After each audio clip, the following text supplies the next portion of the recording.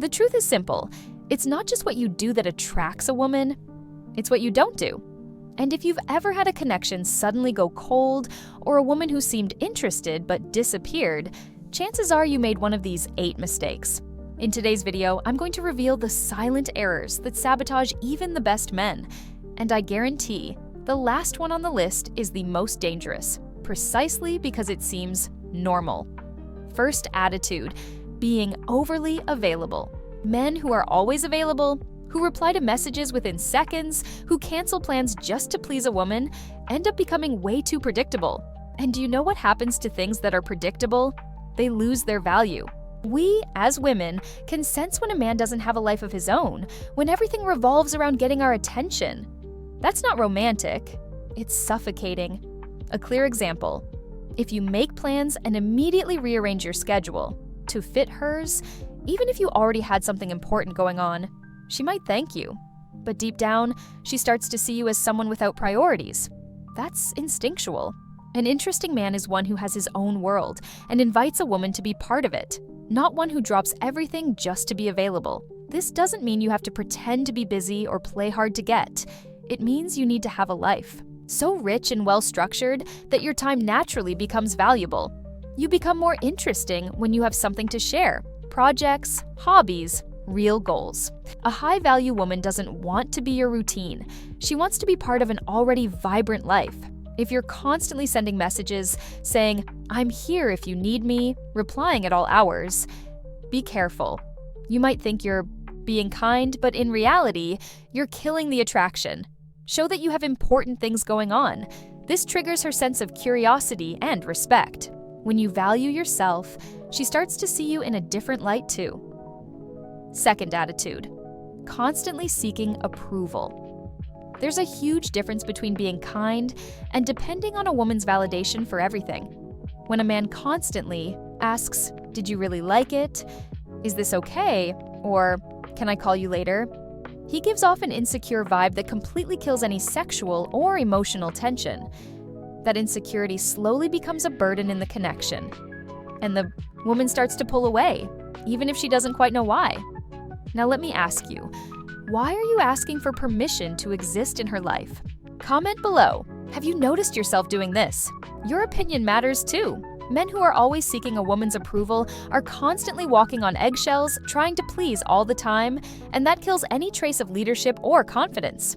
A woman wants to walk beside someone secure, not someone who needs an okay for every step he takes. You can show interest without losing your stance. Instead of asking, "Do you think I should do this?" say, "I decided to do this because it's important to me." That shows clarity. Men like that awaken in us a kind of silent admiration. It's not arrogance, it's a steady presence. And that presence makes us look and think, this man knows who he is. If you seek her confirmation for every choice, it's a sign you're still unsure of your identity. And you know what that creates? An unbalanced relationship, where she becomes the center and you become the one orbiting around her. That's not what you want. A woman connects much more deeply with a man who already has his decisions made and who leaves room for her opinion without needing it to feel whole. Third attitude, ignoring your own boundaries just to please.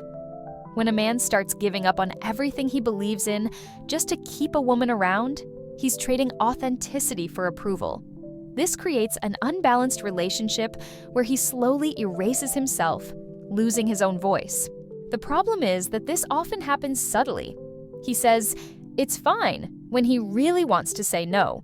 He agrees to plans he hates, swallows discomfort, and smiles like everything's okay. This may seem noble, but to a woman, it feels like emotional weakness. If you say everything's fine just to avoid conflict, she can tell. And you know what happens? She tests you even more. Not out of malice, but because she wants to see how far you're willing to stand your ground. If you never set a clear boundary, it feels like you're always willing to give up on yourself. That doesn't create connection. It creates doubt. Let me give you an example. She says something that goes against your values, like criticizing someone you admire or disrespecting one of your choices, and you just swallow it to keep the peace. That kind of behavior creates invisible cracks. She starts to feel like she's with someone who doesn't know who he is. And believe me, the worst feeling for a woman is realizing she's steering the relationship alone. Being a man who sets boundaries doesn't mean being harsh. It means being clear. You can say, "I don't like that," in a firm and respectful way. That shows you have a backbone, an inner structure. When you have the courage to stand your ground, even knowing she might not like it, you show emotional maturity. And few things are as attractive as that.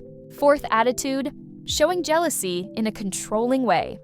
Uncontrolled jealousy reveals something no woman wants to deal with: insecurity disguised as interest. When a man questions who she was talking to, why she took so long to reply, or starts obsessing over who liked her photos, he's silently saying he doesn't trust her or himself. That doesn't come off as protective. It comes off as controlling. And the result is simple: she'll start to emotionally withdraw. Women pick up on these behaviors in the details: a sideways glance when she talks to a colleague, a passive-aggressive tone when she mentions a social event. All of that creates tension, but it's not the good kind of tension that sparks attraction. It's the bad kind that feels like pressure. An emotionally mature man doesn't enter invisible competitions with anyone who gets close to her. He knows what he brings to the table and doesn't feel the need to prove it. Let me give you a common scenario. She's on her phone laughing at something, and you immediately ask, "Who's that?" That type of question, no matter how harmless it may seem, communicates distrust. She starts to feel watched, like she has to walk a straight line all the time. That's exhausting. Relationships like that become suffocating. Not from too much love, but from a lack of emotional balance. Trust isn't about turning a blind eye. It's about knowing that you are enough and that you don't need to control someone to keep them around. If she wants to cheat, she'll do it with or without surveillance. But if she feels she's with a confident man, someone who's at peace with who he is, someone who knows the difference between care and obsession, she'll choose to stay, not out of obligation, but out of admiration. Fifth, attitude, trying to make up for everything with gifts. Some men believe that winning over or keeping a woman's interest depends on how much they can spend on her. Expensive gifts, elaborate dinners, grand surprises. All of that might impress at first, but when it becomes a pattern used to keep a woman, it completely loses its emotional value. It's not the gift that creates connection, it's the intention behind it. When everything turns into material compensation, the gesture becomes empty. Do you know what really impacts a woman? A genuine gesture, even a simple one, done at the right moment. A note left on the table, a sincere compliment in the middle of the day, a little reminder that shows you remembered something important she said weeks ago. That's connection. Now, when you try to buy affection, what you're really showing is that you don't trust your own personal value, so you need to give something just to be noticed. Even worse is when a man uses gifts to resolve conflicts or avoid difficult conversations. Instead of talking things through, he shows up with a little treat. That might work once or twice, but over time, the woman realizes she's in a relationship where emotions are being silenced by things. And then, even surrounded by gifts, she starts to feel alone, because what's missing is presence, truth, depth. Men with self-esteem don't give gifts out of insecurity. They do it by choice. They know the true value of a relationship lies in how much you're remembered, not in how much you spend. You don't need to impress a woman with your credit card. Impress her with your presence, your energy, your clarity. The rest is just detail. Sixth attitude, complaining about life all the time. Nothing is more draining than being around someone who turns every conversation into a pity party. When a man is always talking about how hard, unfair, or exhausting everything is, he gives off a heavy energy, and that contaminates the connection. Excessive complaining doesn't bring people closer. It pushes them away. Because while he's stuck in negativity, she starts to feel emotionally weighed down. Imagine a dinner date. Instead of laughter and light conversation, the mood is dominated by complaints about work, the government, friends, or even the weather. That turns what should be pleasant moments into emotional obligations. And no matter how empathetic a woman may be, she doesn't want to feel like the therapist of someone who only knows how to focus on problems. Life already has its own burdens. No one wants to carry extra. The woman who's attracted to you isn't looking for someone perfect, but she is looking for someone who can find purpose, even in hard times. A man who, even when faced with challenges, can still see possibilities. That's inspiring. That earns respect. When you complain all the time, you're not being honest, you're being reactive. And constant reactivity is a sign of emotional immaturity. Want to be someone who attracts? Trade complaining for accountability. Instead of saying nothing ever works out for me, say, I haven't found the way yet, but I'm working on it. That attitude completely changes the way she sees you.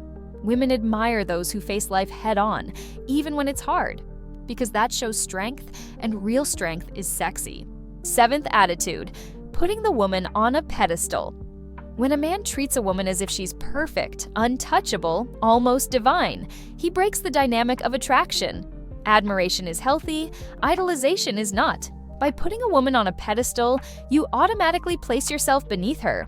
And as contradictory as it may sound, that creates discomfort. Because women want to connect with an equal, not with someone who shrinks themselves just to please. This behavior often shows up subtly. Over-the-top compliments, a constant fear of disagreeing with her, a need to please in everything. It's like he's always trying to prove he's worthy of her attention. But that kind of attitude creates imbalance.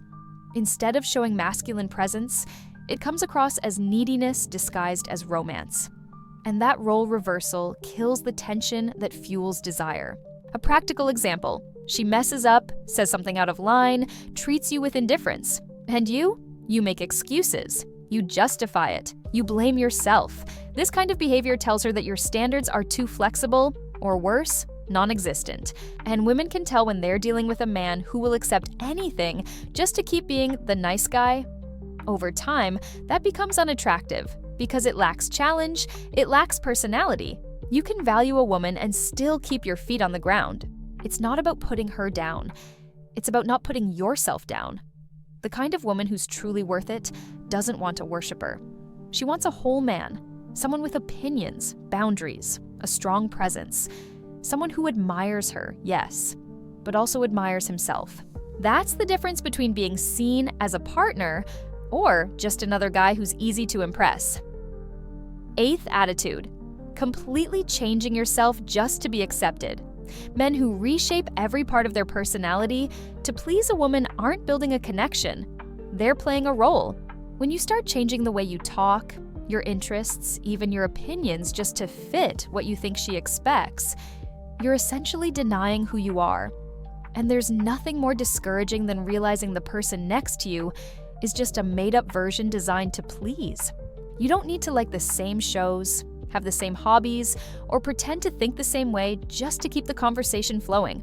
Believe me, disagreeing with maturity is one of the most powerful ways to earn respect. When everything turns into automatic agreement, authenticity gets lost. And that's what separates a real man from a character. The courage to stay true to yourself, even at the risk of not being liked. Here's a direct example. She says she loves to travel all the time, and even though you prefer staying home, you say, "Oh, me too, I travel all the time." And then you start getting involved in something that demands versions of you that don't even exist. You know what happens? Sooner or later, the truth comes out. And when it does, she feels deceived. Not because you lied, but because you didn't have the courage to be yourself. There's no greater charm than a man who knows himself and doesn't bend out of fear of rejection. Being firm in who you are attracts the right kind of woman, the one who wants a partner, not a mirror. If this video made sense to you, go ahead and subscribe to the channel so you don't miss the next ones. And now click on the video that just popped up on your screen. There's something in there you definitely need to hear. See you there.